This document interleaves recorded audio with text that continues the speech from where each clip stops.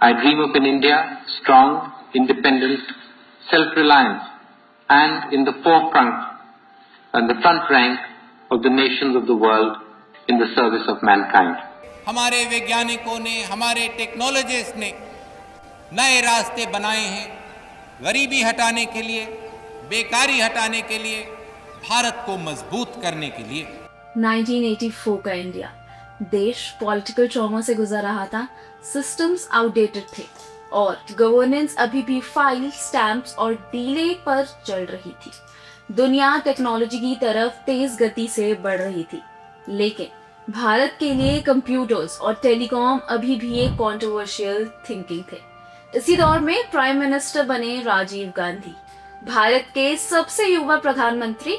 उन्हें अक्सर इनएक्सपीरियंस भी कहा गया, लेकिन राजीव गांधी की लीडरशिप का फोकस पास्ट पर नहीं बल्कि फ्यूचर आर्किटेक्चर पर था। राजीव गांधी समझते थे कि अगला ग्लोबल कॉम्पिटिशन सिर्फ सेना या रिसोर्सेस का नहीं होगा बल्कि टेक्नोलॉजी और सिस्टम्स का होगा।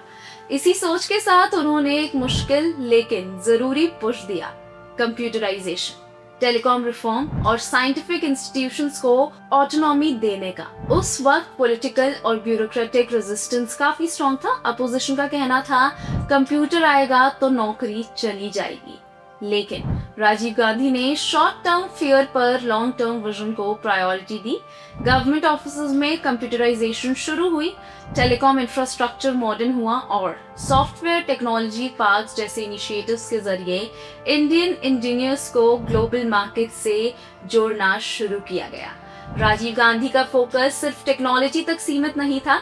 उन्होंने पंचायती राज रिफॉर्म्स के जरिए पावर को ग्रास रूट लेवल तक डिसेंट्रलाइज किया और गवर्नेंस को ज्यादा ट्रांसपेरेंट और अकाउंटेबल बनाया।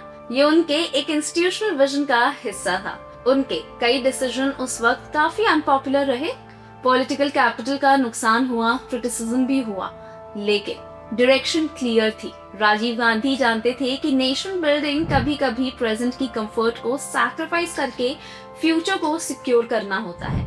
उनका टेन्योर चैलेंजेस और कंट्रोवर्सी से भरा रहा, लेकिन आज का जो डिजिटल इंडिया, आईटी इकोसिस्टम और टेलीकॉम ड्रिवन इकोनॉमी है, उसके अर्ली फाउंडेशंस राजीव गांधी के दौर में ही पड़ चुके थे। राजीव गांधी ने ये प्रूव किया कि लीडरशिप सिर्फ क्राइसिस मैनेज करना नहीं होता बल्कि आने वाले दशकों के लिए सिस्टम तैयार करना भी होता है। उनका इम्पैक्ट हेडलाइंस में तो कम दिखा, लेकिन इंफ्रास्ट्रक्चर के लेवल पर गहरा रहा।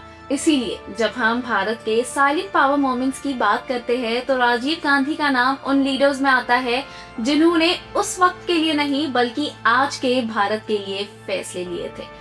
कैसी लगी आपको हमारी ये वीडियो, हमें कमेंट्स में जरूर बताएं। वीडियो को लाइक करें और चैनल को सब्सक्राइब करना बिल्कुल ना भूलें।